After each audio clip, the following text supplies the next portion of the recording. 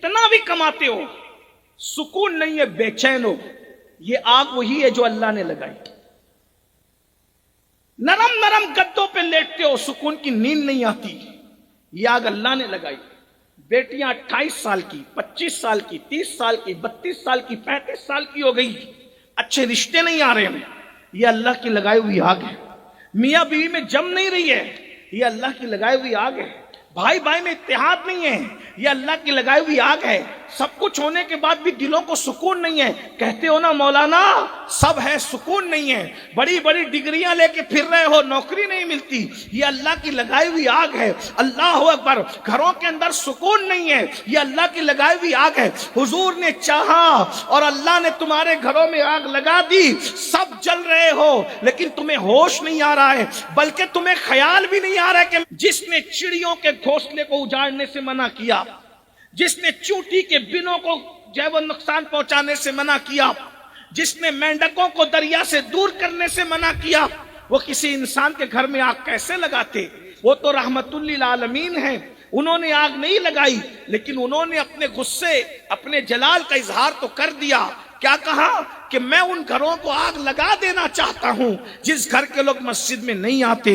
اب وہ تو رحمت للعالمین ہے، ان کے دامن رحمت للعالمین ہی پر یہ دھبا نہ لگے. قدرت کو کبھی گوارا اور منظور نہ تھا کہ حبیب کے بارے میں کوئی کہے کہ محبوب نے آگ لگا دی. وہ آگ لگانے نہیں آئے تھے، مگر یہ شان محبوبی ہے.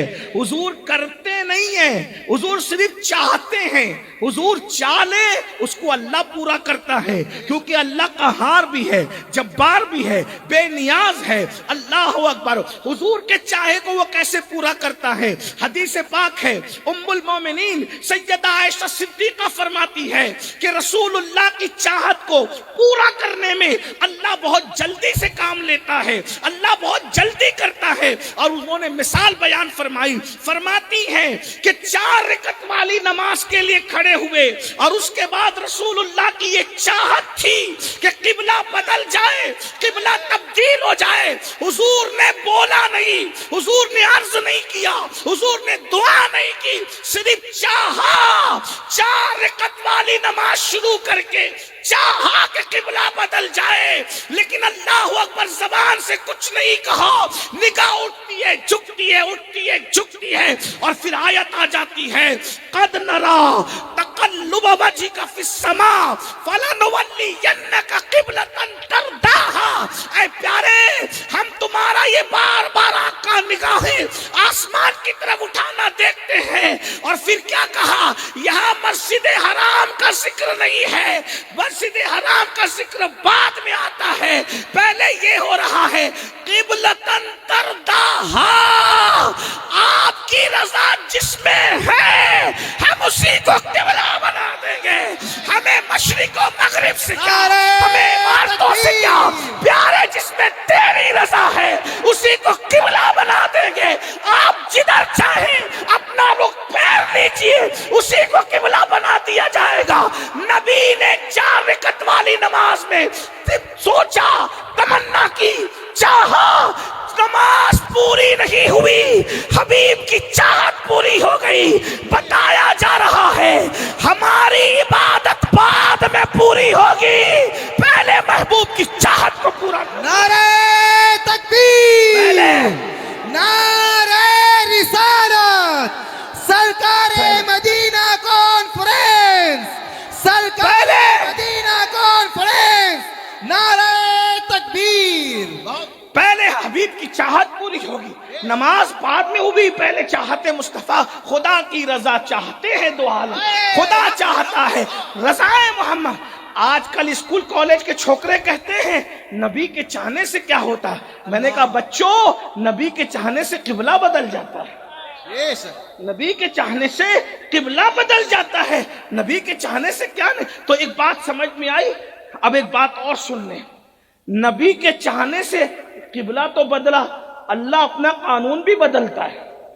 توجہ فرمانا، میں بڑی ذمہ داری سے، اللہ نبی کے چاہنے سے اپنا قانون بدلتا ہے. ایک بات رکھتا ہوں سمیٹتے ہوئے، اللہ کا قانون ہے فَانْكِحُوا مَا طَابَ لَكُم مِّنَ النِّسَاءِ مَثْنَىٰ وَثُلَاثَ وَرُبَاعَ فَإِنْ خِفْتُمْ أَلَّا تَعْدِلُوا فَوَاحِدَةً.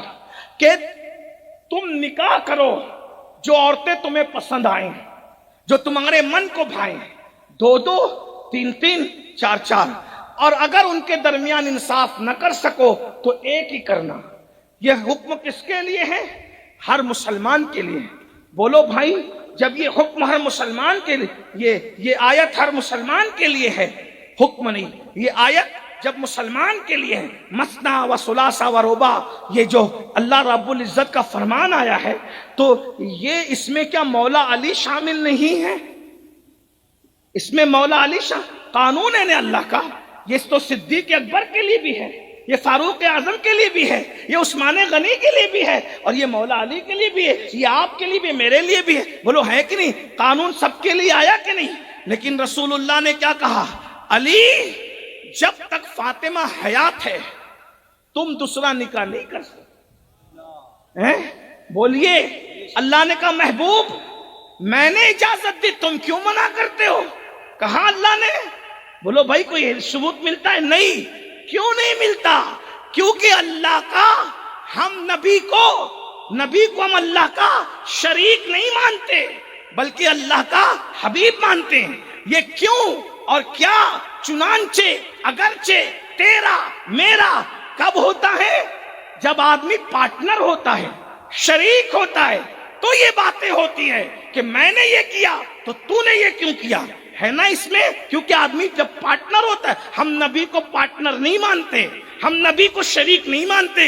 یہ ہم پہ الزام ہے کہ یہ نبی کو اتنا بڑھا دیتے ہیں کہ خدا کا شریک کر لیتے ہیں۔ ہم نے کہا ارے جب ہم اپنے باپ کو گھٹا بڑھا نہیں سکتے تو رسول پاک کو کیا گھٹا بڑھا سکیں گے؟ اللہ اکبر، اللہ اللہ، باپ اتنا بڑا ہے۔ بولو آج تک کسی نے اللہ اکبر، چاہے وہ اپنی بیوی کو فہرست سے باہر کیا، وہ بیوی نہ رہی، بیوی کی فہرست سے نکل کے طلاق دیا تو بیوی نہ رہی، دوستوں کو کاٹ دیا وہ دوست نہ رہا، دشمن بن گیا، اسی طریقے سے اور قیاس کر لے۔ کیا کوئی اپنے باپ کو ختم کر سکتا ہے کہ باپ آپ کا باپ نہ رہے؟ باپ آپ کا باپ نہ رہے، آپ اس کو ختم کر سکتے ہیں؟ مجھے بتاؤ، جس کو خدا نے باپ بنایا، نہ جب اس کو گھٹا سکتے ہو نہ بڑھا سکتے ہو، تو جس کو خدا نے رسول پاک بنایا تو اس کو کیسے گھٹا بڑھا سکتے ہیں؟ جب باپ گھٹ بڑھ نہیں سکتا، اس لیے کہ بڑھاؤ گے تو دادا بنے گا، گھٹاؤ گے تو بیٹا بنے گا۔ بولو ہے کسی کا باپ ایسا جو کبھی بیٹا بن جائے کبھی دادا بن جائے؟ نہیں نا، باپ باپ ہی رہتا ہے۔ سارے 73 فرقوں کے مولوی بھی اگر اجتماعیت کے ساتھ کہے اب سے فلاں کے ابا ابا نہیں بلکہ بیٹے کہلائیں گے، بولو ہوگا ایسا؟ نہیں ہوگا۔ یا دادا کہلائیں گے، ہوگا ایسا؟ نہیں۔ پتا چلا جس کو خدا باپ بناتا ہے تم سب مل کے بھی نہ گھٹا سکتے ہو نہ بڑھا سکتے ہو، تو جس کو خدا اپنا محبوب رسول پاک بناتا ہے اس کو کیسے گھٹا بڑھا سکتے ہو؟ رہی بات یہ کہ ہم پہ جو الزام ہے، دراصل تم سمجھے نہیں۔ ایک بات بتاؤں، ہم نبی کو کیوں شریک مانے؟ کیونکہ شریک میں تو جھگڑا بھی ہوتا ہے، لڑائی بھی ہوتی ہے، اختلاف بھی ہوتا ہے، پارٹنرشپ ختم بھی ہو جاتی ہے۔ ہم کہتے ہیں نبی کو شریک ماننے میں فائدہ نہیں ہے، نبی کو حبیب ماننے میں فائدہ ہے۔ شریک اور حبیب میں کیا فرق ہے؟ یاد رکھنا، پارٹنر سے حساب کتاب ہو رہا تھا، وہ 5000 کدھر گئے، 50 کدھر گئے، ایسے میں بیٹا آیا، ابو نیا موبائل نکلا ہے، کتنے کا ہے بیٹا؟ 2.5 لاکھ کا، جاؤ لے لو۔ کوئی سوال کرے گا؟ ارے 50 روپے پہ 5000 روپے پہ جھگڑا کر رہا تھا، ادھر حساب کتاب کر رہا تھا، ادھر 2.5 لاکھ اٹھا کے دے دیا، تو آدمی کیا کہے گا؟ ارے یہ شریک ہے، وہ حبیب ہے، اور حبیب کے لیے ہی تو کمایا جا رہا ہے۔ بات سمجھ میں آتی کہ نہیں؟ سبحان اللہ، میرا نبی خدا کا شریک نہیں ہے، حبیب ہے۔ اگر شریک ہوتے تو سورج ڈوبا ہوا پلٹاتے معاذ اللہ ثم معاذ اللہ، تو کہاں جاتا؟ ڈبایا ہم نے، نکالا کیوں تم نے؟ اگر شریک ہوتے، وہ شریک نہیں ہے، خود ڈبایا خدا نے، نکالا نبی نے۔ اللہ نے نہیں کہا کیوں نکالا، بلکہ کہا جا رہا ہے آج ڈبایا ہی اس لیے تھا تاکہ تمہاری طاقت لوگوں کو پتا چلے۔ جب عبدہ کی قوت کا یہ عالم ہے تو اللہ کی قوت کا عالم ہے۔ نعرہ تکبیر، نبی نے چاند دو ٹکڑے کیے نا، تو یہ نہیں کہا ہم نے بنایا تو نے ٹکڑے کیوں کیا، بلکہ بتایا محبوب بنایا ہی اسی لیے تھا کہ تم اشارہ کر کے ٹکڑے کرو گے تو لوگوں کو پتا چلے گا، جب بندے کی طاقت ایسی ہے تو خدا کی طاقت کیسے ہے نا یہ بات۔ تو اللہ نے کہا دو دو تین تین چار چار اور عدل نہ کر سکو تو صرف ایک، یہ تو مولا علی کے لیے بھی ہے، لیکن حضور نے کہہ دیا تم فاطمہ کی موجودگی میں دوسرا نکاح نہیں کر سکتے۔ مولا علی نے بھی مان لیا، اللہ نے بھی کوئی بات نہیں فرمائی۔ کیوں حبیب، ہم تیرے لیے اپنا قانون بھی بدلتے ہیں، حبیب تیرے لیے اپنا قانون بھی ہے، تیرے لیے اپنا قانون بھی۔ ایک اور بات بتاؤں، حضور علیہ السلام سفر میں ہیں، 4 رکعت نماز پڑھ رہے ہیں، مدینے والوں کی انتظار کا خیال ہے، 4 والی کو جلدی میں 2 پہ سلام پھیر دی۔ پوچھو غوری صاحب سے، علماء سے، مفتیان کرام سے، بڑے سے بڑا مفتی، محدث، ولی، قطب، ابدال 4 والی پہ 2 پہ سلام پھیرے گا تو کیا کہا جائے گا؟ چلو اٹھو اور پھر 4 پڑھو، 4 پڑھنی پڑے گی، قانون تمہارا نہیں چلے گا اللہ کا۔ لیکن یہاں محبوب نے 2 پہ سلام پھیرا جلدی میں، اللہ نے نہیں کہا اٹھو 4 پوری کرو۔ محبوب ہمیں 2 4 سے کیا لینا، ہمیں تو تمہاری ادائیں پیاری ہیں۔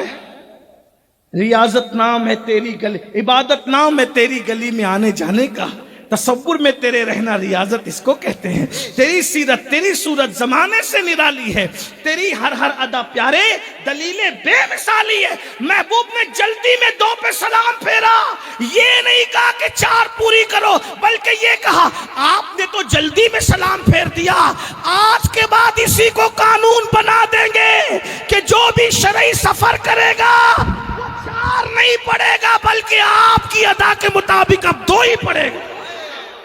اس کو جلدی نہیں بھی ہوگی تو بھی وہ 2 ہی پڑھے گا۔ دیکھ لیجئے آج سب لوگ 2 ہی پڑھ رہے ہیں سفر کے اندر، کیوں؟ حبیب نے تو جلدی میں سلام پھیرا تھا، تمہیں جلدی نہیں بھی ہے تو حبیب کی ادا کو اپنانا پڑے گا۔ اب بات سمجھ میں آئی؟ بہت دور نہیں جاتے، اتنی سمجھ میں آ گئی آپ کو، اتنی بات کہ اللہ اپنے محبوب کی چاہت کو پورا کرنے میں بہت جلدی کرتا ہے۔ سونا مردوں پہ حرام ہے، حضور نے چاہا تو سراقہ کے لیے اللہ نے حلال کر دیا۔ ریشم مردوں پہ حرام ہے، حضور نے چاہا تو عبد الرحمن ابن عوف کے لیے حلال کر دیا ہے نا۔ لیکن اب حضور کیا کہہ رہے؟ ام المومنین عائشہ صدیقہ پاک کہہ رہی کہ میں دیکھتی ہوں کہ اللہ محبوب کی چاہت کو پورا کرنے میں بہت جلدی کرتا ہے، بہت جلدی کرتا ہے، یہ چاہتے ہیں وہ پورا کر دیتا ہے۔ اب حضور نے چاہا، دھیان سے، حضور نے کیا چاہا؟ میں ان گھروں کو آگ لگا دوں جس گھر کے لوگ مسجد میں نماز پڑھنے کے لیے نہیں آئے۔ حضور نے چاہا اور اللہ نے محبوب کی چاہت پہ آگ لگا دی۔ انہوں نے چاہا اور آج ہم سب جل رہے ہیں۔ جل رہے ہو نا؟ اب کیسے جل رہے ہو تمہیں بتاتا ہوں۔ آگ کو محسوس کرو، بیٹے اور باپ میں نہیں بن رہی ہے، یہ آگ ہے وہی جو اللہ نے لگائی ہے محبوب کی چاہت۔ اللہ آگ دکھ نہیں رہی ہے، جل سب رہے ہو، کتنا بھی کماتے ہو سکون نہیں ہے، بے چین ہو، یہ آگ وہی ہے جو اللہ نے لگائی۔ نرم نرم گدوں پہ لیٹتے ہو، سکون کی نیند نہیں آتی، یہ آگ اللہ نے لگائی۔ بیٹیاں 28 سال کی، 25 سال کی، 30 سال کی، 32 سال کی، 35 سال کی ہو گئی، اچھے رشتے نہیں آ رہے ہیں، یہ اللہ کی لگائی ہوئی آگ ہے۔ میاں بیوی میں جم نہیں رہی ہے، یہ اللہ کی لگائی ہوئی آگ ہے۔ بھائی بھائی میں اتحاد نہیں ہے، یہ اللہ کی لگائی ہوئی آگ ہے۔ سب کچھ ہونے کے بعد بھی دلوں کو سکون نہیں ہے، کہتے ہو نا مولانا سب ہے سکون نہیں ہے، بڑی بڑی ڈگریاں لے کے پھر رہے ہو نوکری نہیں ملتی، یہ اللہ کی لگائی ہوئی آگ ہے۔ اللہ اکبر، گھروں کے اندر سکون نہیں ہے، یہ اللہ کی لگائی ہوئی آگ ہے۔ حضور نے چاہا اور اللہ نے تمہارے گھروں میں آگ لگا دی، سب جل رہے ہو لیکن تمہیں ہوش نہیں آ رہا ہے، بلکہ تمہیں خیال بھی نہیں آ رہا ہے کہ میں جل رہا ہوں، جل سب رہے ہو لیکن احساس بھی نہیں ہے۔ یہ بھی خدا کے کے عذابوں میں سے ایک عذاب ہے کہ عذاب دیا جا رہا ہے اور تم اس کو محسوس نہیں کر رہے ہو. اب ذرا محسوس کرو, اللہ تمہیں جلا رہا ہے آگ میں, نہ دکھنے والی آگ ہر ایک کے گھر میں لگی ہوئی ہے. میاں بیوی پہ شک کر رہے, بیوی شوہر پہ شک کر رہی ہے, شوہر بیوی پہ شک کر رہا ہے, ساس بہو میں نہیں جم رہی ہے, دیورانی جٹھانی میں نہیں جم رہی ہے, یعنی گھر جہنم کدا بنا ہوا ہے. یہ آگ اللہ نے لگائی ہے. اور یاد رکھنا, یہ آگ تعویذات سے نہیں بجھے گی, یہ آگ وظیفوں سے نہیں بجھے گی, یہ آگ اللہ اکبر کسی کی اور جو وہ چھو منتر جادو منتر سے نہیں بجھنے والی. یہ آگ کسی کی کرامت کا تذکرہ کرو گے تو نہیں بجھے گی, ذمہ داری سے کہہ رہا ہوں. اس آگ کو بجھانے کا ایک ہی طریقہ ہے, نماز پڑھ کر مدینے والے کی آنکھوں کو ٹھنڈک پہنچاؤ, ادھر تم ٹھنڈک پہنچاؤ گے, اللہ تمہارے گھر کی جلنے والی آگ کو ختم فرما دے گا. اور اگر تم نے یہ نہیں کیا تو یہ آگ جلتی رہے گی, اس کا نقصان اٹھاتے رہو گے. دیکھا, جو بے نمازی پن تمہیں دنیا میں جلا رہا ہے وہ تمہیں جہنم میں نہیں جلائے گا. اس لیے میرے بھائیو آؤ, 10 منٹ کا ٹائم نکال لو نماز کے لیے, صرف 10 منٹ کا ٹائم. آج سے نمازی بننے کی کوشش کرو. اور یاد رکھنا, آپ کیا سمجھتے ہو نماز کی برکت سے کیا نہیں ملتا؟ کچھ لوگ سوچتے ہیں ارے یہ مولانا لوگ ہمیں ایسے ہی کرتے ہیں. میرے بھائی, اگر تم متقی بن جاؤ, نمازی بن جاؤ, تو نماز کی برکت سے جب اللہ ملتا ہے تو غور کرنا کیا نہیں مل سکتا. جب خالق مل جاتا ہے تو مخلوق نہیں مل سکتی. جس نماز کی برکت سے جنت مل سکتی ہے, اچھا مکان نہیں مل سکتا. اور ایک بات آپ کو بتاؤں, لوگ بہت پریشان ہیں اس چیز کو لے کر کے کہ آپ لوگ کہتے ہو کہ نیکی کرو نیکی کرو تو سب اچھا اچھا ہوگا, سب بھلا بھلا ہوگا. نیکی سے بھلا کیسے ہو سکتا؟ ابھی جیسے میں نے کہا, گناہ کرو گے تو اچھے رشتے نہیں آئیں گے, نیکی کرو گے تو اچھے رشتے آئیں گے. لڑکے بھی پریشان, لڑکے بھی پریشان, رشتے اچھے نہیں آ رہے تو پسند نہیں آ رہے. میں نے کہا اس میں بھی گناہ کا عمل دخل. آپ کیا سمجھ رہے؟ ڈگری ہونے کے بعد نوکری نہیں, یہ بھی گناہ کی وجہ سے. گھر میں سکون نہیں, یہ بھی قرآن کہہ رہا ہے وما اصابکم من مصیبت فبما کسبت ایدیکم, کہ تم پر جو مصیبت آتی وہ تمہاری برائیوں کی وجہ سے, تمہارے عمل کی وجہ سے. ابھی 4-5 گھنٹے سے علماء کرام کہہ رہے آپ بیٹھے ہوئے ہیں, کتنے لوگ ہیں جو عشاء پڑھ کر آئیں اور کتنے جو جا کے عشاء پڑھیں گے یا فجر پڑھیں گے. نماز کو بہت ہلکے میں لیا جا رہا ہے. آج میں معاف کیجئے گا, میں بہت دکھی ہوں اس پر. اور میں تو اگر لوگوں کے مجھے جو ہے وہ معاذ اللہ بوریت کا خوف نہ ہوتا تو میں پوری زندگی نماز پر ہی گفتگو کروں. کیونکہ قرآن میں اللہ نے کم و بیش 700 مرتبہ نماز کا حکم دیا, اور اللہ کے رسول نے فرمایا کہ جس نے جان بوجھ کے نماز چھوڑ دی وہ اللہ کی امان سے خارج ہو جاتا ہے, اللہ کی امان سے باہر ہو جاتا ہے. حضور فرما رہے ہیں, اور فرمایا میں محمد اس سے بیزار ہوں, قیامت کے دن اس کے ساتھ میرا کوئی وعدہ نہیں ہے. کہاں ہو بھائی؟ اگر تم جنت لینے حضور کے پاس جاؤ گے, حضور کہہ دے کہ کیا تو نے میرا فرمان نہیں سنا تھا کہ جس نے جان بوجھ کے نماز چھوڑ دی اس کے ساتھ میرا قیامت کے دن کوئی وعدہ نہیں, آج جا تیرے ساتھ کوئی وعدہ نہیں. کیا کرو گے؟ مسجدوں کی طرف آؤ, نماز کی طرف آؤ. ہر بندہ چاہ رہا ہے میرے بچے سدھر جائیں. میں کہتا ہوں آسان ہے, اپنے بچوں کو نمازی بناؤ. نمازی بنانا آپ کا کام ہے. نماز میں وہ تاثیر ہے کہ نماز کی برکت سے انسان کی زندگی خود بخود بدلنے لگتی ہے. قرآن کہتا ہے ان الصلاۃ تنہا عن الفحشاء والمنکر, کہ نماز ہر برائی اور بے حیائی سے روک لیتی. بس میں اپنی 2 باتیں مختصر میں کہہ کے ختم کر رہا ہوں, دھیان دینا. ایک جوان کی شکایت کی صحابہ نے, یا رسول اللہ ایک جوان ایک گناہ کرتا ہے. پوچھا وہ نماز بھی پڑھتا ہے؟ ہاں نماز بھی پڑھتا ہے. فرمایا ایک دن اس کی نماز اس کو گناہ سے روک لے گی. اور ایسا ہی ہوا.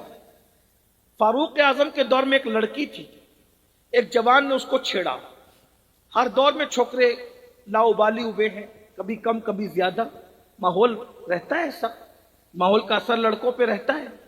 فاروق اعظم کا دور ہے, لڑکے نے لڑکی کو چھیڑ دیا. اور جب چھیڑا تو کہا آپ سے مجھے محبت ہوگی. لڑکی نے کہا محبت ہوگی تو میں کیا کروں؟ تو کہا شادی کر لیتے ہیں.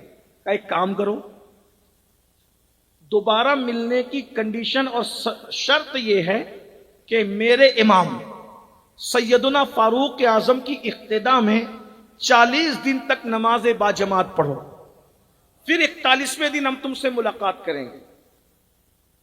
یہ کنڈیشن تھی دوبارہ ملنے کی، مرتا کیا نہ کرتا، محبت میں جب ڈوب ہی گیا تھا تو سب کرنا تھا۔ آج کل کے لڑکے نہیں کرتے، ماں کو کبھی نہیں کہیں گے کہ میں تیرے لیے آسمان کے تارے توڑ کے تیرے قدموں میں لا سکتا ہوں، لیکن اسکول کی چھوکریوں کو ضرور کہیں۔ ہنسنے کی بات یہ نہیں ہے، دکھ کی بات ہے، دکھ کی بات ہے۔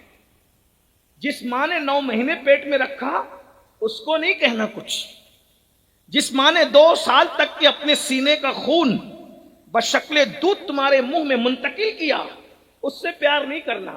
وہ 24 گھنٹے بیٹھی ہے کہ میرا بیٹا میری خیریت تو پوچھے، آپ کے پاس ٹائم نہیں ہے، اور 2 گھنٹے اس سے بات ہو رہی ہے جس سے آپ کا کوئی رشتہ ہی نہیں، کوئی تعلق ہی نہیں ہے۔ آپ بتائیں، اگر سینے کے اندر محبتیں اتنی ٹھاٹے مار رہی ہے تو حقدار تو پہلے ماں تھی نا، جو ماں سے خیریت بھی نہیں پوچھتے۔ بتائیے، ماں کو کبھی ایک گلاب کی پنکھڑی لا کر کے نہیں دی، موبائل گفٹ کیے جا رہے ہیں گھمانے کے بہانے سے، یہ کرنے سے۔ یاد رکھنا، لڑکے اور لڑکی کی کسی دوستی جو شادی سے پہلے ہو، اسلام اس کی اجازت نہیں دیتا۔ جو لوگ دیتے وہ جانیں، ہمارا مذہب نہیں دیتا۔ ہمارے مذہب کی پوترتا، ہمارے مذہب کا تقدس یہ ہے کہ اگر جنت کا ماحول ہو، جس کے لیے قرآن کہتا ہے الا قیلا سلاما سلاما، کہ وہاں سلامتی کے سوا کچھ نہیں ہے، اور آدم جیسا معصوم ہو اور حوا جیسی محفوظ ہو، اور شادی سے پہلے حوا آدم سے ملنا چاہیں اور آدم حوا سے ملنا چاہیں تو اللہ روک دیتا ہے، ابھی قریب مت جانا آدم، توجہ تو کرے۔ جنت ہے، فرشتوں کی موجودگی ہے، اتنا خوبصورت ماحول ہے، آدم جیسا معصوم ہے، حوا جیسی محفوظ ہے، اور آدم علیہ السلام کی عرضی پر حضرت حوا کو اللہ نے حضرت آدم کی بائیں پسلی سے پیدا کیا ہے۔ جب حضرت حوا کو دیکھا حضرت آدم نے، انسان کی فطرت ہے مرد کی، جہاں عورت دکھی متوجہ ہوتا ہے مرد۔ حضرت آدم علیہ السلام، اللہ کے پیغمبر نے جب حضرت حوا کو دیکھا، حوا میرے لیے بنی، حضرت آدم بڑے، اللہ نے کہا آدم حوا کے قریب نہیں جانا، کیوں؟ ابھی تمہارا ان کا نکاح نہیں ہوا۔ بتاؤ، جب جنت کے ماحول میں نکاح سے پہلے حضرت آدم کو حوا سے ملنے نہیں دیا، آدم جیسے معصوم کو پوچھو علماء سے معصوم کا مطلب کیا ہوتا ہے؟ معصوم کا مطلب اگر میں اپنے عقیدے کے اعتبار سے اور عقیدت کے اعتبار سے بتاؤں، غلطی، گناہ اور پاپ جس کے قریب سے بھی گزر کر نہ جا سکے اسے معصوم کہتے ہیں۔ انبیاء معصوم ہیں، فرشتے معصوم ہیں، اسی لیے ہمارے یہاں معصومیت کا عقیدہ یہ ہے کہ انبیاء اور فرشتوں کے علاوہ ہم کسی کو معصوم نہیں مانتے۔ محفوظ تو کہتے، معصوم نہیں کہتے۔ بہت سارے لوگوں کو، اولیاء اللہ کو بھی ہم معصوم نہیں مانتے، صحابہ کو بھی معصوم نہیں مانتے، محفوظ مانتے، معصوم نہیں مانتے۔ ذرا غور کریں، معصومیت کتنا بلند مرتبہ ہے، مگر معصوم سے کہا جا رہا ہے ابھی تم حوا کے قریب نہیں جا سکتے کیونکہ نکاح نہیں ہوا۔ اور ہماری بیٹیاں نکاح سے پہلے لڑکوں کے ساتھ بائک پہ گھوم رہی اور ماں اس کو گائیڈ کرتی ہے۔ آج کل تو نیا دور ہے، جا سکتے، بھابیاں گائیڈ کرتی ہے، بڑی بہنیں گائیڈ کرتی ہے۔ اللہ اکبر، منگیتر کے ساتھ بھی اسلام، منگیتر کے ساتھ بھی اسلام اس لڑکی کو گھومنے پھرنے اور اکیلے رہنے کی اجازت نہیں دیتا۔ جیسا عام لڑکا اجنبی ہے ویسے اس کا منگیتر بھی اجنبی ہے۔ اور یہ جو منگیتروں کے ساتھ فوٹو نکل رہے، ویڈیو بن رہے، بائک پہ اور پارکوں میں گھوما جا رہا ہے، اور شادی سے پہلے سب کچھ ہو جاتا ہے اور بعد میں پھر کیا ہوتا ہے؟ بولے کہ اب تو یہ سمجھ میں نہیں آتی، ساری دنیا دیکھ چکی کہ اس کے ساتھ بائک پہ گھوم رہی تھی، جب شادی سے پہلے ہی چھوڑ دیا، اب اس کو اچھے رشتے نہیں آ سکتے۔ کیوں؟ آگ لگی، یہ ایسی آگ لگی کیونکہ تم نے شریعت رسول کو پیٹ کے پیچھے ڈالا۔ میرے بھائیوں، اور میں قوم کی بیٹیوں سے بھی کہتا ہوں، اے قوم کی بیٹی، اگر تجھے کوئی کہتا ہے کہ میں تیرے لیے آسمان کے تارے توڑ کے تیرے قدموں میں لا دوں گا تو میری ہو جا، اس ظالم کی بات پہ کبھی بھروسہ مت کرنا۔ کیوں؟ جو اپنی ماں کو پیار نہیں دے سکتا وہ تجھے کیا پیار دے گا؟ یہ تو نفسانی خواہشات کا شکار ہے، یہ تو شیطان بن کے تیرے پاس آ رہا ہے، یہ تو بھورا بن کے تیرے پاس ایسے ہی آ رہا ہے جیسے کوئی پھول کے پاس بھورا جاتا ہے اور اس کے رس کو چوس لیتا ہے، دوبارہ اس پہ توجہ نہیں کرتا۔ اتنی بھولی نہ بنو قوم کی بیٹیاں، اپنے گھروں میں رہو، پردے میں رہو، کسی کے ساتھ اسلام ناجائز تعلقات قائم کرنے کی اجازت نہیں دیتا۔ اور ماں باپ سے بھی کہتا ہوں، اگر بیٹیوں کو بھاگنے سے بچانا ہے اور بیٹیوں کی آبرو کو تحفظ فراہم کرنا ہے تو یاد رکھیے اپنی بیٹیوں کو پردے کا پابند کیجیے۔ قرآن کہتا ہے وَقَرْنَا فِي بُيُوتِكُنَّ، گھروں میں بیٹھی رہو۔ اللہ اکبر! کیا گھروں میں بیٹھنے کا تصور تھا؟ جب تک عورت گھر میں رہے گی اس کی عزت کی حفاظت ہوگی۔ جس دن عورت بے پردہ ہو گئی اب اس کی عزت کی کوئی گارنٹی نہیں ہے۔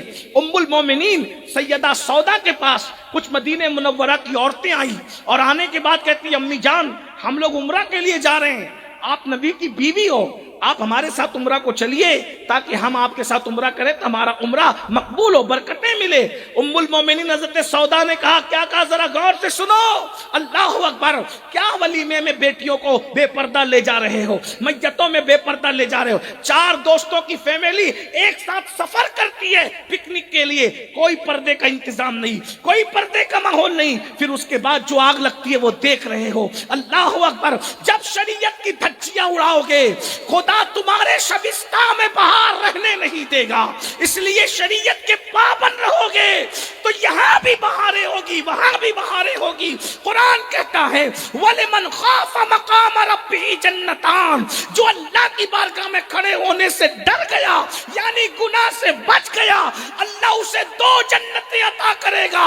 صوفیہ کہتے ہیں اللہ اس کی دنیا کو بھی جنت بنا دے گا، اس کی آخرت میں اسے جنت عطا فرما دے گا، یعنی 2 جنتیں تمہیں مل جائے گی۔ ایک 2 جنت کا تو وہ کہ اللہ جنت میں 2 جنتیں عطا کرے گا، اور ایک یہ کہ دنیا بھی جنت بن جائے گی، آخرت میں بھی جنت عطا کی جائے گی۔ خدا کے لیے شریعت کی حدوں کو مت پھلانگو۔ اللہ اکبر! میرے آقا نے فرمایا اگر مریم جیسی خاتون ہو اور داؤد جیسا مرد ہو اور دونوں ایک ساتھ اکیلے رہنا چاہیں تو میں مریم جیسی عورت کو داؤد جیسے معصوم کے ساتھ اکیلے رہنے کی اجازت نہیں دے سکتا۔ میرے بھائیو بتاؤ، آج بچیاں اکیلے پکنک پہ جا رہی ہے، اکیلے کسی اجنبی کی بائک پہ بیٹھ کے جا رہی ہے، فون پہ لمبی لمبی باتیں کر رہی ہے، ماں باپ روکنے کو تیار نہیں ہے۔ آج یہ وہ کیا تقدس کا ماحول تھا۔ ام المومنین حضرت سودا کو جب نفلی عمرہ کی دعوت دی گئی تو ام المومنین نے کہا بیٹیو تم جاؤ عمرہ کرنا، تمہیں مبارک ہو، میں نے جانے کائنات روح کائنات جان ایمان محمد الرسول اللہ کے ساتھ حج بھی کیا عمرہ بھی کیا، میں حج بھی کر چکی ہوں عمرہ بھی کر چکی ہوں۔ اب قرآن مجھے کہتا ہے وَقَرْنَا فی بیوتکن، اپنے گھروں میں بیٹھی رہو۔ نفلی عمرہ سے مجھے زیادہ افضل لگتا ہے کہ اپنی عزت اور آبرو بچا کر کے میں گھر میں بیٹھی رہوں، میں گھر کے باہر نہیں نکلوں گی یہاں تک کہ مجھے موت آ جائے اور میرا جنازہ میرے گھر کے باہر نکالا جائے۔ ذرا غور کرنا، وہ اپنی آبرو کے تحفظ کے لیے نفلی عمرہ کے لیے سفر نہیں کر رہی ہے، اور آج کل کی بیٹیاں فلموں میں تک جا رہی ہے، گارڈنوں میں تک جا رہی ہے، اجنبی مردوں کے ساتھ تک نکل رہی ہے۔ خدا کے لیے اپنے گھروں کا جائزہ لو، خیال کرو۔ اللہ اکبر! اس لڑکی نے جب اس کو کہا، اس لڑکے نے کہ تجھ سے محبت ہو گئی، تو اس نے کیا کہا 40 دن میرے امام فاروق اعظم کے پیچھے نماز پڑھ، 41 دن پھر ملیں گے، پھر بات کریں گے۔ مرتا کیا نہ کرتا، 40 دن فاروق اعظم جیسے امام کے پیچھے نماز پڑھی، 40 دن پڑھی نماز۔ 41ویں دن اس نے دیکھا کہ وہ لڑکا نہیں آیا، کوئی خبر ہی نہیں، تو اپنی کنیز کو بھیجا اور کہا کہ جاؤ اس سے پوچھو اب کیا خیال ہے۔ کنیز نے کہا کیا خیال ہے؟ کہا اس سے کہہ دینا جب تک یار دل میں نہیں بسا تھا نگاہیں آوارگی کرتی تھی، عمر کے پیچھے 40 دن نماز پڑھی تو میرا دل بدل گیا، اب دل میں یار بس گیا، اب کسی کے لیے گنجائش ہی باقی نہیں رہی۔ ذرا غور تو فرمائیے، نماز کی تبدیلی ہے، نماز کی برکت۔ اگر چاہتے ہو کہ بچے آوارگی نہ کریں، نمازی بناؤ، بیٹیاں آوارگی نہ کریں، نمازی بناؤ۔ اور یہ ساری چیزیں آج میں نے کوئی جو بیان کی، کوئی نئی لگی آپ کو؟ نئی لگی، لیکن یہ نئی نہیں ہے، یہ سب بہت برسوں صدیوں پرانی باتیں ہیں۔ مگر آپ کو نئی کیوں لگی؟ اس لیے کہ آپ نے علم نہیں پڑھا، آپ کو معلومات ہی نہیں ہے۔ تو ہو سکتا ہے کچھ لوگوں کو ہم نے پہلی بار سنا، لیکن یہ تو 1400 سال پہلے سے لکھی ہوئی ہے نا کتابوں میں، 1200 سال پہلے سے لکھی ہوئی کتابوں میں۔ میرے بھائیوں، پڑھو، تعلیم کو عام کرو، اسکول پڑھنے کے لیے، کالج پڑھنے کے لیے 25 سال لگا رہے ہو، لگاؤ، ہمیں منع نہیں ہے، ہم بھی پڑھ رہے ہیں، اپنے بچوں کو بھی پڑھا رہے ہیں، آپ بھی پڑھاؤ۔ ہم تو کہتے ہیں اگر دوسری قوموں کے کندھے سے کندھا لگا کر کے بیٹھنا ہے، چلنا ہے اور عزت کے ساتھ جینا ہے، تعلیم عام کرو، دنیاوی ایجوکیشن اتنا عام کرو کہ گریجویٹ سے کم ہمارا کوئی بچہ بچی نہیں رہنا چاہیے، لیکن اسی کے ساتھ مذہبی تعلیم بھی ہمارے بچوں کو اتنی ہونا چاہیے کہ اگر گھر میں بچہ پیدا ہو تو اذان بھی ہم خود ہی دیں، اور کسی کا انتقال ہو جائے تو جنازہ بھی ہم خود ہی پڑھائیں۔ اتنا علم اپنے گھر والوں کو دو۔ آپ تو فاتحہ کے لیے بھی ڈھونڈتے ہو کہ مؤذن کدھر ہے، آپ تو گھر میں اذان دینے کے لیے بھی بچہ پیدا ہوتا، بچہ پیدا ہوا آپ کے گھر میں اور انتظار ہو رہا ہے کہ کوئی آئے گا تو اذان دے گا۔ اقبال نے کہا تھا، دی اذانیں کبھی یورپ کے کلیساؤں میں اور افریقہ کے تپتے ہوئے صحراؤں میں، دشت تو دشت ہے، دریا بھی نہ چھوڑے ہم نے، بحر ظلمات میں دوڑا دیے گھوڑے ہم نے۔ انہوں نے جو وہ افریقہ کے صحراؤں میں اور انہوں نے جو اللہ اکبر جو وہ کلیساؤں میں اذان پڑھی تھی، ارے وہ کلیساؤں میں اذان پڑھنے والے تھے وہ جوان، اور تجھے کیا ہو گیا؟ تو اپنے بیٹے کے کان میں اذان پڑھنے کے قابل نہ رہا، اپنے بچے کے کان میں اذان پڑھنے کے قابل نہ رہا۔ مسلمان تو کدھر ہے؟ تیری بربادی کے لیے اتنا کافی نہیں کہ تو اپنے بچے کان میں اذان نہیں پڑھ سکتا؟ ارے بچے کان میں تو دور کی بات، شادی اور نکاح ہوتی ہے، شادی ہوتی ہے اور نکاح ہوتا ہے۔ تو میں نکاح پڑھانے جاتا ہوں، میں کبھی دولہے کے ہاتھ میں مائک نہیں دیتا، میں اپنی ہاتھ میں لے کے اس کو کلمہ پڑھاتا ہوں تاکہ دولہے کی آواز دور تک نہ جائے، کیوں پتہ ہے کلمہ پڑھاؤ تو اس کو کلمہ پڑھنا بھی نہیں آتا۔ تو مجھے احساس ہوتا ہے یا اللہ، یہ خوشی کے ماحول میں میرے پڑھانے پر بھی کلمہ نہیں پڑھ پا رہا ہے، تو جو شادی کے موقع پہ قاضی کے پڑھانے سے کلمہ نہ پڑھ سکے، اس کی موت کے موقع پہ اس کی زبان پہ کیا کلمہ آئے گا؟ اور یہ کیا کلمہ پڑھے گا مرتے ہو؟ جو شادی کی خوشی میں قاضی کے پڑھانے پہ صحیح کلمہ نہیں پڑھ سکتا، وہ موت کے اضطراب میں کیا کلمہ پڑھ سکے گا؟ اس کا فکر کون کرے گا؟ تمہیں کرنا ہوگا۔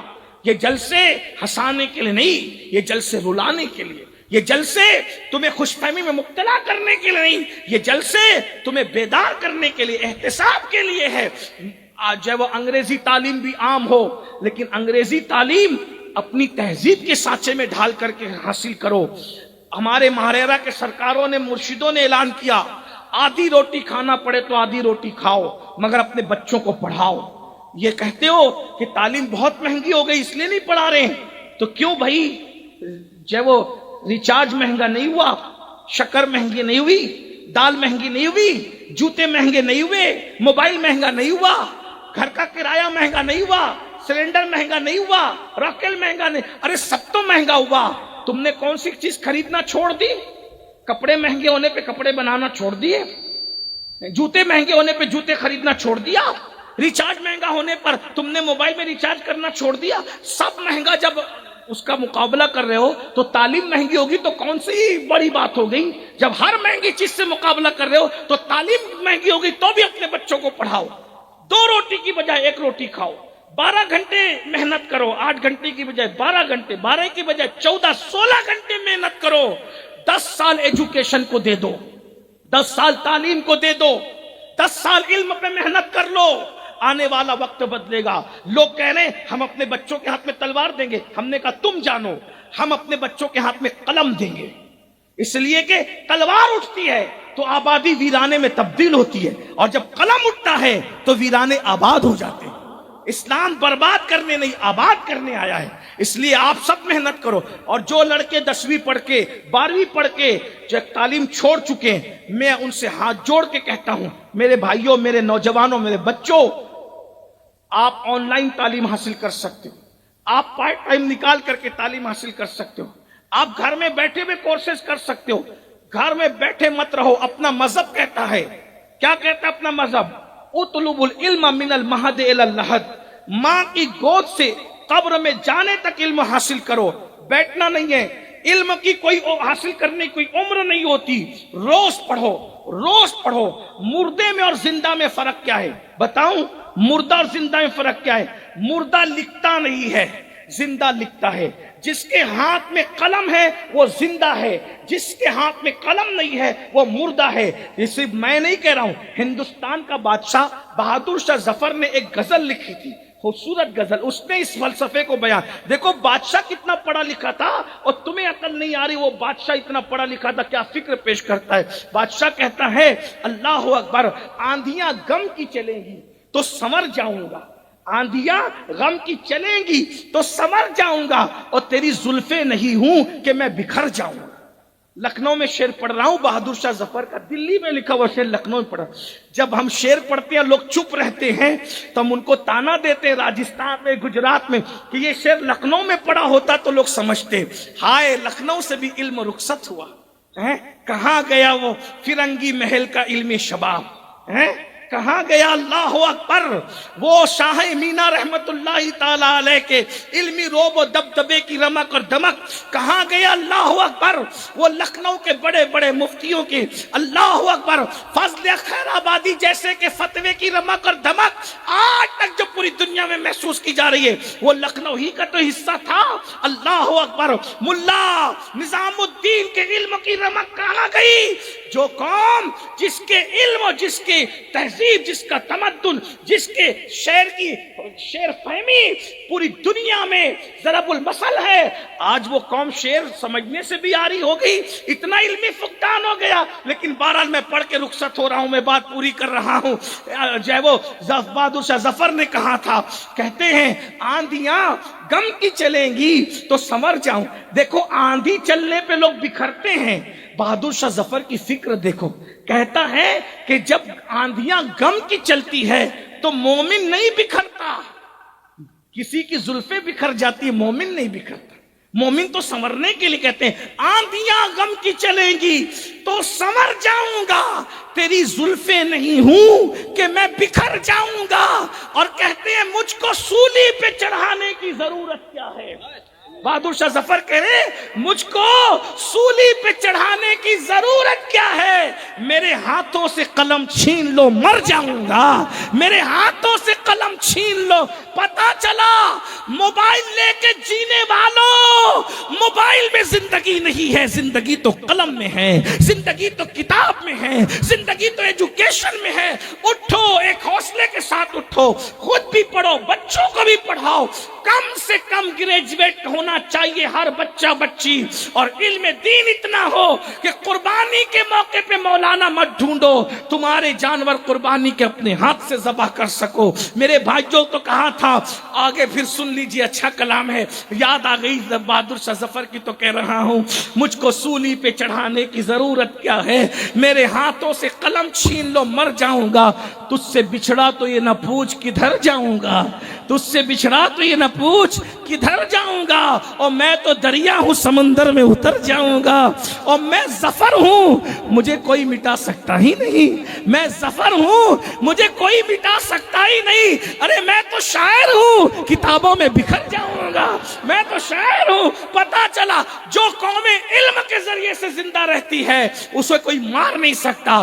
آج امام احمد رضا کے ڈنکے بج رہے ہیں، صرف علم کی بنیاد پہ بج رہے ہیں. فضل خیر آبادی کے ڈنکے بج رہے ہیں، علم کی بنیاد پہ بج رہے ہیں. امام بخاری کا ذکر آج بھی اگر محفلوں میں لیا جاتا ہے علمی خدمات کی بنیاد پر، امام کشیری کا نام لیا جاتا ہے رسالہ کشیریہ کی بنیاد پہ، غریب نواز کا نام لیا جاتا ہے علمی خدمات کی بنیاد پہ. میرے بھائی جو آؤ علم کی طرف، اس جلسے سے علم کا پیغام لے کر کے جاؤ. اور ایک بات یہ بھی کہہ دوں، باپ کے ایصال ثواب پر لوگوں کو کھانا کھلانے سے اس وقت زیادہ ضرورت یہ ہو گیا ہے کہ بچوں کو قلم دے دو، بچوں کو کتاب. کھانا کھلانے کا منکر نہیں ہوں، بالکل کھلاؤ، لیکن یاد رکھنا ہر دور کی ضرورتیں جدا ہوتی ہے، ہر دور کی جو وہ اہمیتیں الگ الگ ہوتی ہے. لوگ کہتے ہیں اگر قلم دیں گے تو کیا ہوگا. میں نے کہا ہمارے مرشد سرکار مخدوم اشرف جہانگیر سمنانی نے اس کی اہمیت کو بتایا. ان کے ملفوظات ہیں لطائف اشرفی، اس میں وہ ایک قرآن کی آیت کی تفسیر بیان کرتے ہیں، تفسیر صوفیانہ. کیونکہ قرآن کی ایک ایک آیت کی 70 ہزار تفسیریں ہیں نا، تو وہ کہتے ہیں کہ سورۃ النبا کی آخری آیت ہے وَيَقُولُ الْكَافِرُ يَا لَيْتَنِي كُنْتُ تُرَابًا. غور کرنا، لوگ کہتے ہیں مدرسے میں کیوں دے، تعلیم پہ کیوں خرچہ کرے. میں نے کہا کیوں کرے وہ سمجھو. لوگ یہ چاہتے ہیں، ایک بات آپ کو بتاؤں، ہمارے یہاں کچھ ہمارے ہی لیڈر لوگ چاہتے ہیں کہ ہماری قوم نہ پڑھے. لیڈر سے مراد کون؟ صرف سیاسی لیڈر نہیں، کچھ مذہبی لیڈر بھی چاہتے ہیں کہ قوم نہ پڑھے۔ وجہ کہ جب تک قوم نہیں پڑھے گی تو ان کی دکانداریاں چلتی رہے گی، قوم بیوقوف تبھی تک بنتی رہے گی۔ پیروں کو سجدہ کون کرے گا؟ جاہل ہوگا تو کرے گا نا، عالم ہوگا تو اس نے کب پیر کو سجدہ کرنا ہے؟ عالم ہوگا تو وہ کہے گا میں تو رسول اللہ کو بھی سجدہ کرنے کو حرام سمجھتا ہوں، عالم کہے گا۔ سن لیجئے، اس لیے کہ اس کو پتا ہے کہ نبی کی محبت بھی حدود شرع میں ہو تو کام دیتی ہے، اور شریعت کی حدیں توڑ دو تو نبی کی محبت بھی کام نہیں دیتی، پھر وہ غیر المغضوب کے ساتھ جو ہے وہ اس کا مصداق بنا دیتے۔ اور عیسائیوں کو غیر المغضوب کیوں کہا گیا؟ مغضوب ان کو کیوں کہا گیا؟ اس لیے کہ نبی کی محبت میں نبی کو خدا کا بیٹا کہہ دیا۔ کام آئی محبت؟ جب نبی کی محبت بھی حدود شرع میں رہنا چاہیے تو یہ کون کرے گا؟ پڑھا لکھا کرے۔ دیکھ لیجئے، جاہل اپنے پیر کو تک سجدہ کرتا ہے، جاہل مزار کو تک سجدہ کرتا ہے، لیکن عالم نبی کے جلووں کو دیکھ کے کہتا ہے پیش نظر وہ نوبہار، سجدے کو دل ہے بے قرار۔ اور عشق تو کہہ رہا ہے کہ سجدہ کرو مگر نہ روکیے، سر کو روکیے، ہاں یہی امتحان ہے۔ یہ عالم کی بولی ہے۔ تو سیاسی لیڈر بھی بات چاہتے ہیں کہ ان کی دکان چلتی رہے تاکہ تم نہ پڑھو، بعض مذہبی لیڈر بھی چاہتے ہیں کہ تم نہ پڑھو، لیکن یاد رکھنا ہم کسی لیڈر کے متبع نہیں ہیں، پابند، ہم تو اپنے نبی کے فرمان کے تابع ہیں۔ پڑھو، خوب پڑھو، علم کو عام کرو۔ ہمارے مرشد مخدوم اشرف جہانگیر سمنانی رضی اللہ تعالیٰ، میں صرف نقل کر رہا ہوں ناقل کی حیثیت سے، فرماتے ہیں کہ یہ قرآن کی آیت ہے نا، عرض کر دوں نا، میں تو بات تقریر میری ختم ہو گئی ہے، تو میں صرف مدارس پہ آپ کو توجہ دینے کے لیے کہہ رہا ہوں، علم پہ توجہ دینے کے لیے کہہ رہا ہوں۔ مرشد کہتے ہیں قرآن کی آیت ہے وَيَقُولُ الْكَافِرُ يَا لَيْتَنِي كُنْتُ تُرَابًا۔ کیا اس دن قیامت کے دن کافر کہیں گے یا لیتنی کنت تراب، کاش کہ ہم مٹی ہو، تراب کہتے ہیں مٹی کو، کاش کہ ہم کیا ہو جاتے؟ مٹی ہو جاتے۔ ہم کیا ہو جاتے؟ بولے بھائی کیا ہو جاتے؟ لکھنؤ والوں کیا ہو جاتے؟ مٹی ہو جاتے۔ دلی اور لکھنؤ میں یہی فرق ہے، دلی والے مٹی کہتے ہیں، لکھنؤ والے مٹی کہتے ہیں۔ اب کیا کہتے ہیں مجھے نہیں پتا، لیکن بہرحال ہم نے جو کتابیں پڑھا وہ ایسا ہی پڑھا ہے کہ دلی والے مٹی کہتے ہیں، آپ مٹی کہتے ہیں، اس لیے ہم مٹی کہہ رہے ہیں، اور گھر پہ بھی ہم مٹی کہتے ہیں، اس لیے کہ زیادہ فصیح لوگ کہتے ہیں یہی ہے۔ بہرحال سنیے، توجہ ہے آپ کی۔ کافر کیا تمنا کریں گے؟ کاش ہم تراب ہو جاتے، مٹی ہو جاتے۔ مٹی کیوں ہو جائیں؟ مٹی ہو جائیں گے تو اللہ کا عذاب ہی نہیں ملے گا۔ اللہ کے عذاب سے بچنے کا طریقہ اس دن کیا ہے ان کے پاس؟ مٹی ہو جاتے۔ وہ تمنا، یہ ہے قرآن کی تفسیر، آیت کا ترجمہ۔ لیکن مرشد چونکہ قرآن کی ایک ایک آیت کی 70 ہزار تفسیریں، اب آپ کہیں گے اتنی ڈھیر ساری کیوں ہیں؟ میں نے کہا جب غالب اور اقبال کے شعر کے اتنے معنی نکل سکتے ہیں، جب مخلوق کے کلام میں اتنا معنی ہے تو خالق کے کلام میں کتنا معنی ہوں گے؟ چلیں میں ایک جملہ کہہ دیتا ہوں کہ میں کل اڑیسہ جاؤں گا، کتنے معنی نکل جائیں گے اس کے ہیں؟ اگر یہ عبارت لکھ کے میں دے دوں کہ میں کل اڑیسہ جاؤں گا، کتنے معنی نکلیں گے؟ کوئی بولے گا، کوئی اس کو یوں پڑھے گا کل میں اڑیسہ جاؤں گا، مطلب اطلاع دے رہے ہیں کل میں اڑیسہ جاؤں گا۔ معنی بدلا کہ نہیں بدلا؟ بولو بھائی، کیا میں کل میں اڑیسہ جاؤں گا؟ کل میں اڑیسہ جاؤں گا، بولو بھائی معنی بدلے کہ نہیں بدلے؟ عبارت تو ایک ہی لکھی تھی نا، معنی بدلے کہ نہیں بدلے؟ اب آپ اندازہ کریں، قرآن پڑھا ہوا نہیں آیا، معاف کیجئے، قرآن لکھا ہوا نہیں آیا۔ ہمارے پاس قرآن لکھا، قرآن پڑھا ہوا آیا۔ قرآن ہمارے پاس پڑھا ہوا آیا، اور ہمیں ملا کیسے؟ لکھا ہوا ملا۔ آیا پڑھا ہوا اور لکھا ملا لکھا ہوا۔ اسی لیے تو فرقے بن رہے ہیں۔ کیوں؟ پڑھا ہوا آیا، جن کے پاس سامنے پڑھا گیا تھا وہ گمراہ نہیں ہوئے، جن کو لکھا ہوا ملا اب وہ اسی میں پڑے ہوئے ہیں۔ کیا کہ جملہ خبریہ ہے، استفہامیہ ہے، انشائیہ ہے، کیا ہے؟ کیا ہے ابھی جملوں کی قسمیں ہونے لگی کہ لکھنؤ والے بولیں گے کہ کس کو لے کر آئے تھے. آپ تو گالیاں بھی ادب سے دیتے ہو نا. بہرحال تو جب غالب اور اقبال کے کلام میں اتنے معنی ہیں تو اللہ کے کلام میں کتنے. بلکہ صوفیہ تو فرماتے ہیں، امام عبد الوہاب شعرانی کہتے ہیں قرآن کا نزول بند ہوا ہے. مانیے قرآن، قرآن کے معنی کا نزول آج بھی علماء اور عالموں کے دل پہ ہو رہا ہے. ہر روز نئے معنی اترتے ہیں، آتے ہیں غیب سے. یہ مضامی خیال میں غالب سریر خامہ نوائے سروش ہے. بہرحال مرشد کہتے ہیں، سرکار مخدوم اشرف جہانگیر سمنانی کہتے ہیں کہ اس کا ایک معنی یہ بھی ہے کہ ایک کافر تھا، اس کا نام تراب تھا، اور وہ تراب قیامت کے دن جنت میں جا رہا ہوگا. تو دوسرے کافر اس کو دیکھ کے کہیں گے او تراب تو بھی کافر، ہم بھی کافر، کافر ہونے کی وجہ سے ہم جہنم میں جا رہے ہیں، تو جنت میں کیسے جا رہا ہے؟ تو تراب جواب دے گا کافر ہوں نہیں، کافر تھا. کافر، توجہ ہے آپ کی، بس یہ میں بات پوری ہو رہی ہے. کافر ہوں نہیں، کافر تھا.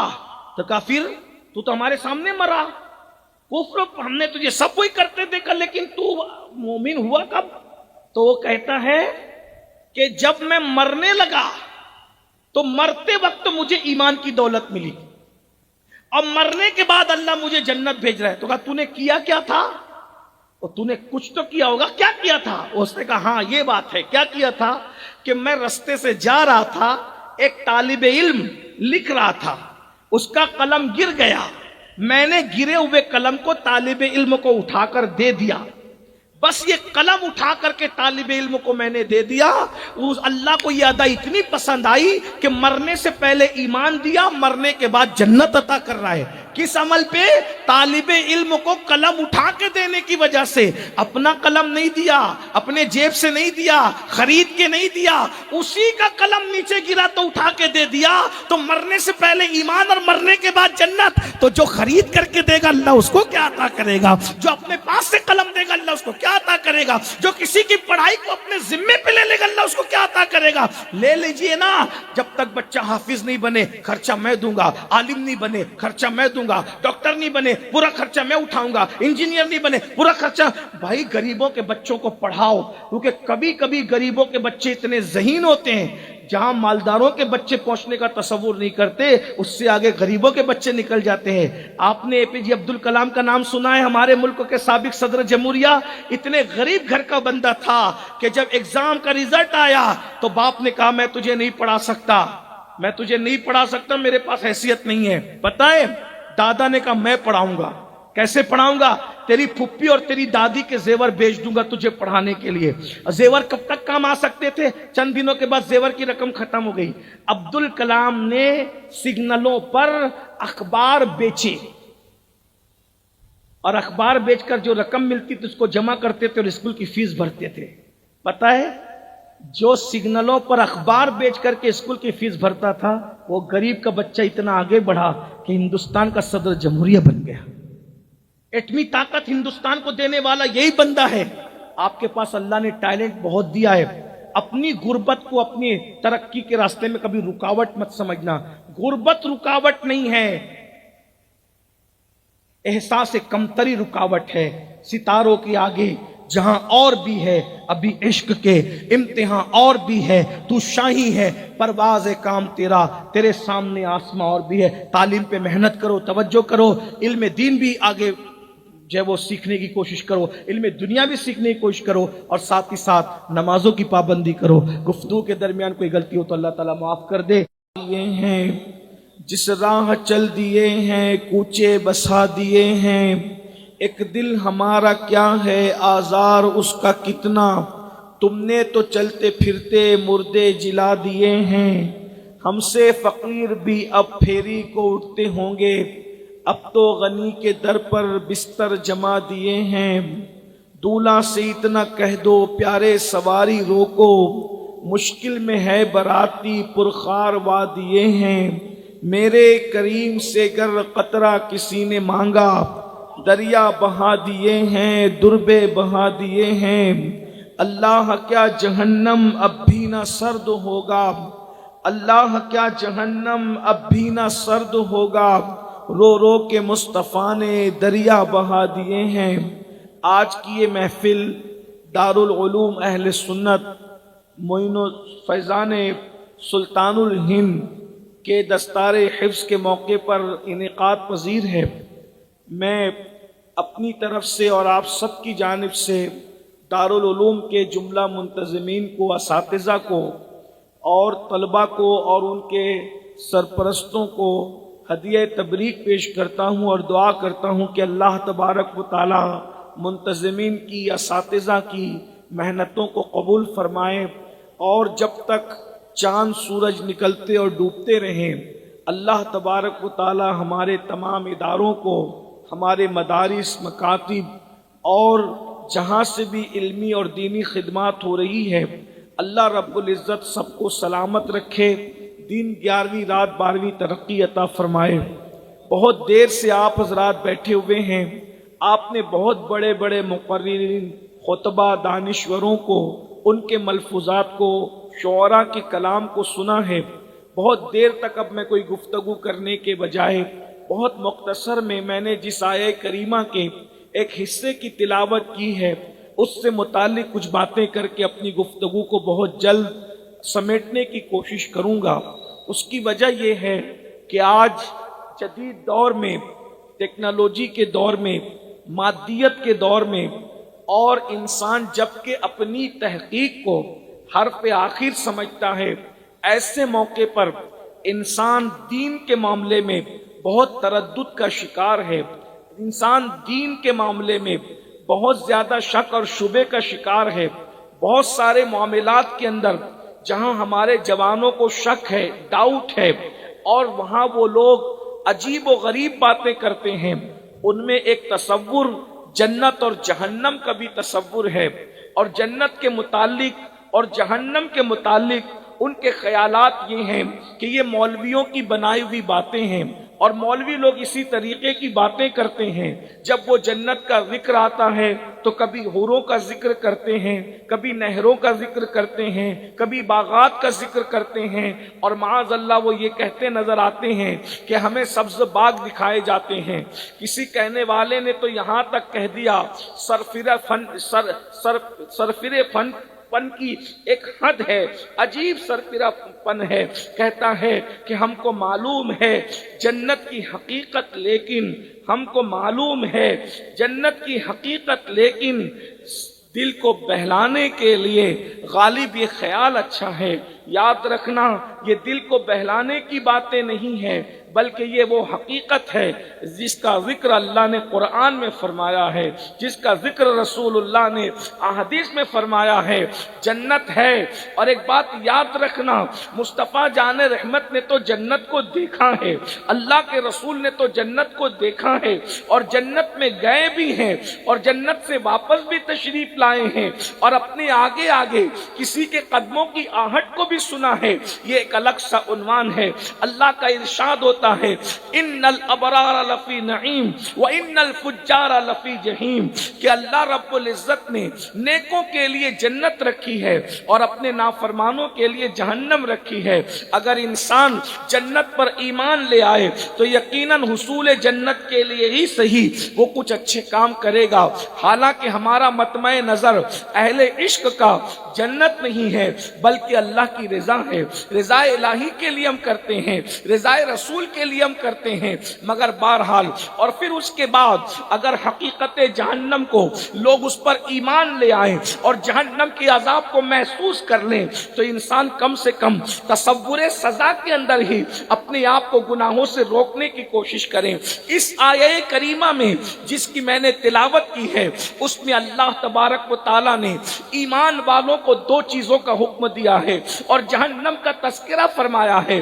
ارشاد ہوتا ہے یا یا ایھا الذین آمنوا قوا انفسکم واہلکم نارا، اے ایمان والو اپنے آپ کو بھی جہنم کی آگ سے بچاؤ اور اپنی اولاد کو بھی جہنم کی آگ سے بچاؤ۔ وقودھا الناس والحجارہ، جس کا ایندھن انسان اور پتھر ہے۔ ذرا غور تو فرمائیں، اللہ نے دو ذمہ داری دی ہے، تم ایسے راستے پہ نہ چلنا جس راستے پر چل کر تم جہنم کا ایندھن بن جاؤ، اپنے بچوں کو اس راستے پہ چلنے مت دینا جس راستے پر چل کے تمہارے بچے جہنم کے عذاب کا شکار ہو جائیں۔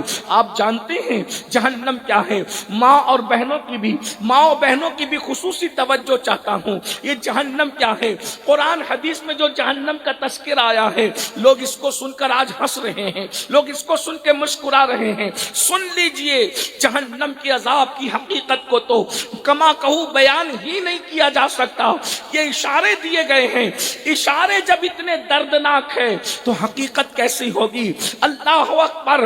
اللہ کے سچے رسول صادق و مصدوق مصطفیٰ جان رحمت صلی اللہ علیہ وآلہ وسلم ارشاد فرماتے ہیں کہ دنیا کی جو آگ جلتی ہے، اس دنیا کی آگ سے 70 درجہ زیادہ دردناک اگر کوئی آگ ہے تو وہ جہنم کی آگ ہے۔ ایک روایت میں آیا ہے کہ دنیا کی آگ سے 69 درجہ زیادہ جس آگ میں حرارت ہے اسے جہنم کی آگ کہتے ہیں۔ فرمایا گیا 1000 سال تک جہنم کی آگ کو بھڑکایا گیا، اللہ اکبر، وہ سرخ ہو گئی، پھر 1000 سال تک بھڑکایا گیا، وہ سفید ہو گئی، پھر 1000 سال تک مزید بھڑکایا گیا، پھر وہ سیاہ ہو گئی، اب اس میں کوئی روشنی نہیں ہے۔ مجھے بتاؤ، اپنے ہاتھوں سے چولہا سلگاتے ہو، اللہ اکبر، اس کی حرارت کو، اس کی گرمی کو ہم برداشت نہیں کر سکتے۔ ہائے وہ آگ جسے 3000 سال تک قدرت نے بھڑکایا ہو، جس میں کوئی روشنی نہیں ہے، جس میں کوئی اجالا نہیں ہے۔ اللہ اکبر! جنہوں نے جہنم کی حقیقت کو سمجھا تھا، جو سچے دل پر سے ایمان لائے تھے رسول اللہ کے فرامین پر، وہ راتوں کو اللہ کے عذاب کو یاد کر کے رویا کرتے تھے۔ اسی پر بس نہیں، اللہ کے سچے رسول صادق و مصدوق مصطفیٰ جان رحمت صلی اللہ علیہ وآلہ وسلم ارشاد فرماتے ہیں جہنم کے متعلق، اللہ اکبر، کہ جہنم کے اندر جہنمیوں کو پینے کے لیے جو پانی دیا جائے گا، اگر اس کا ایک قطرہ سمندروں کے اندر ڈال دیا جائے تو سارے سمندروں کا پانی خراب ہو جائے، وہ استعمال کے قابل نہ رہے۔ اور جو جہنم کے اندر جہنمیوں کو کھانے کے لیے زقوم یعنی تھوڑ دیا جائے گا، اللہ اکبر، اس کی کیفیت یہ ہے، اللہ اللہ اللہ اکبر، کہ جب وہ ان کو چبائیں گے یا وہ ان کو اپنے منہ میں لیں گے تو کیفیت یہ ہوگی، ان کی آنتیں کٹ کٹ کے جو ہے وہ پیچھے کے رستے سے گرے گی۔ اور یہاں تک فرمایا جب جہنم کی آگ میں جہنمیوں کو جلایا جائے گا تو ان کا ہونٹ اوپر کا سکڑ کر کے ان کے ماتھے تک آئے گا اور نیچے کا ہونٹ ان کے سینے پر لٹک رہا ہوگا۔